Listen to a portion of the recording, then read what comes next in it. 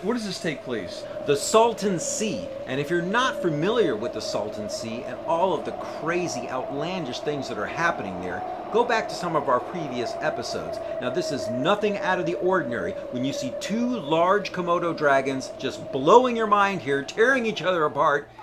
This is what's happening down there. Now, I want to zoom out of this photo and then show more perspective so you see where this is. This is very far in the background, and we traveled to this area to get some better shots. We didn't see any Komodo dragons, but we did see this whole wreckage here of these cars. Now this happens over and over in this area. What's the speculation on these burned out cars and buildings? And I don't know if they're crystal meth labs that blew up, but there's a lot. I mean, it would lead you to believe that that's really what's happening here. It's crystal meth. You know, what strikes me funny about this area is there's a bunch of fires everywhere, but people generally rebuild their houses, but here they kind of just leave them up as monuments, as tourist attractions.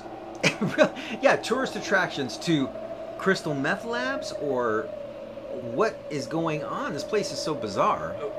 Let's go back to, yeah, there's so many things happening. Just give people a quick rundown of what happens in Salton Sea and in Slab City, just combined. We've got witchcraft, you've got feral animals, you've got giant snakes, anacondas, you've got pythons. You've got people who have been let out of prison on early release that are living off the grid. You've got people out there with their solar panels. You got Bigfoot sightings, you got alien sightings. You've got murderers. Everything you could think of.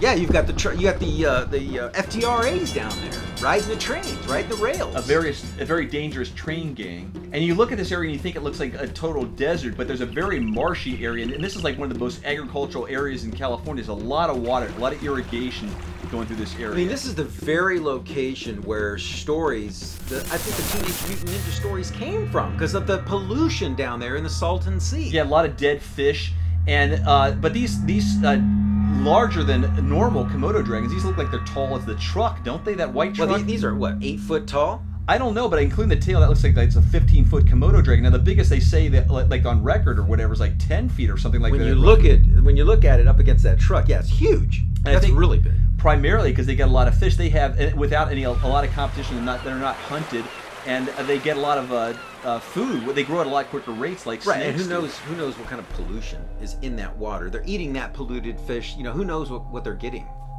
Oh, so you're saying that maybe if they're there's some mutations happening here. I mean, look at the size of those Komodos. Where do you see things like that?